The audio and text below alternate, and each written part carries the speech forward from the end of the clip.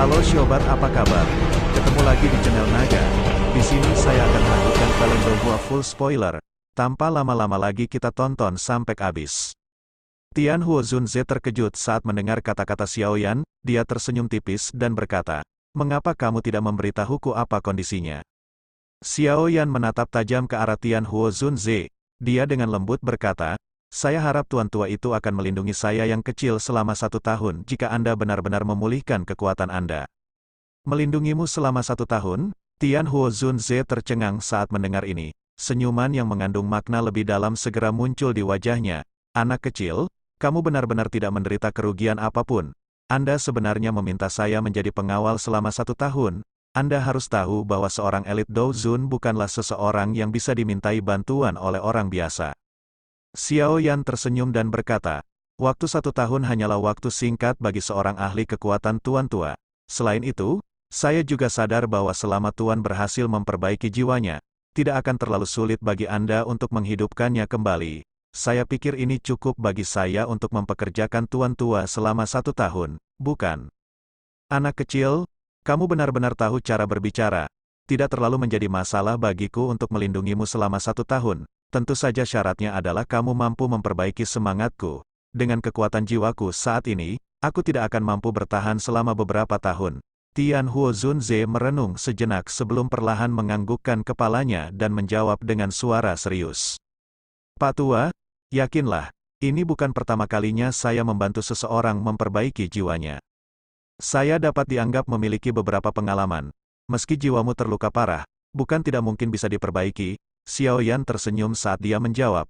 Dia mewarisi cukup banyak formula obat dari Yao Lao. Tidak ada kekurangan formula obat untuk pil obat yang menyembuhkan jiwa seseorang. Namun bahan obat yang mereka butuhkan cukup sulit ditemukan. Seseorang akan membutuhkan waktu yang cukup lama untuk menemukannya. "Mudah-mudahan, aku yang dulu tidak salah." Tian Huo Zunze menatap Xiaoyan dengan mata yang dalam. Setelah itu, dia berhenti ragu-ragu. Dia melemparkan dengan tangannya dan tubuh bayi api hati jatuh yang ada di tangannya melayang ke Xiaoyan.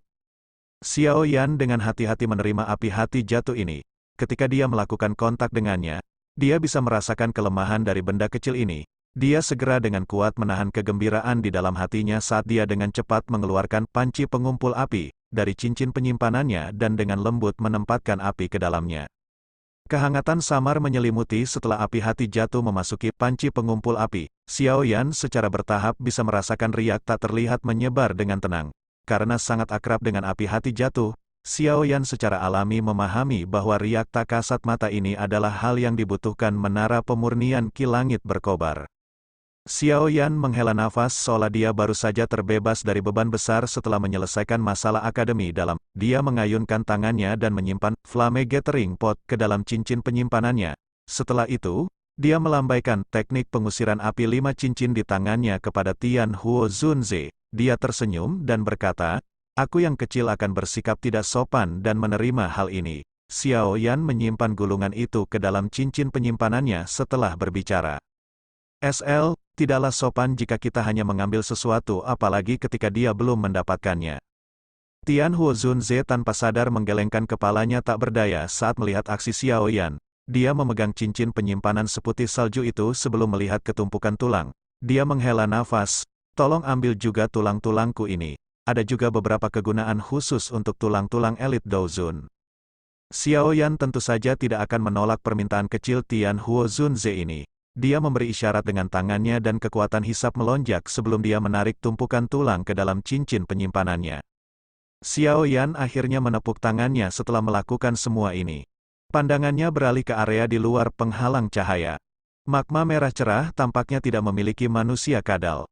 Namun, Xiaoyan, yang pernah mengalami beberapa kerugian, tahu bahwa sosok orang ini sangat sulit dirasakan di magma. Dia mungkin akan menemukan jejaknya saat dia keluar. Saat ini, Xiaoyan tidak mampu menghadapi begitu banyak manusia kadal. Terlebih lagi, dari apa yang dikatakan Tian Huo Zunze, sepertinya ada ahli dari ras kadal yang kekuatannya dapat melawan Douzun. Jika Xiaoyan bertemu dengan orang-orang kadal di kelas itu sekarang, kemungkinan besar dia akan mengalami kesulitan untuk melarikan diri. Orang-orang kadal api itu sangat sensitif terhadap aliran magma. Setiap pergerakan kecil di dalam magma akan ditemukan oleh mereka. Selain itu, Jumlahnya juga banyak. Semakin banyak Anda membunuh, semakin banyak pula yang akan terjadi. Pada akhirnya, Anda akan menarik orang-orang yang benar-benar kuat dalam suku tersebut. Pada saat itu, segalanya akan menjadi merepotkan. Tian Huo Zun Ze mengingatkan di sampingnya. Saat ini, dia perlu mengandalkan Xiao Yan untuk membantunya memperbaiki jiwanya. Wajar jika dia tidak hanya melihatnya dicabik-cabik oleh orang-orang ular itu. Xiao Yan mengangguk sedikit sebelum berbicara dengan cemberut, di atas magma ini adalah Akademi Jianan. Kemungkinan besar akan ada konsekuensi yang tak terbayangkan jika orang-orang ini menuntut bayaran suatu hari nanti. Tidak ada yang perlu dikhawatirkan, makhluk hidup ini hanya dapat bertahan hidup di dalam magma. Jika mereka meninggalkan magma, mereka akan berakhir seperti ikan yang kehabisan air dan mati secara otomatis. Tian Huo Zun Ze berbicara dengan lemah. Xiao Yan hanya menghela nafas lega saat mendengar ini. Dia tertawa getir. Saya bertanya-tanya bagaimana orang-orang ini diciptakan. Alam memang penuh dengan misteri. Apalagi tempat ini bahkan bukan dasar magma.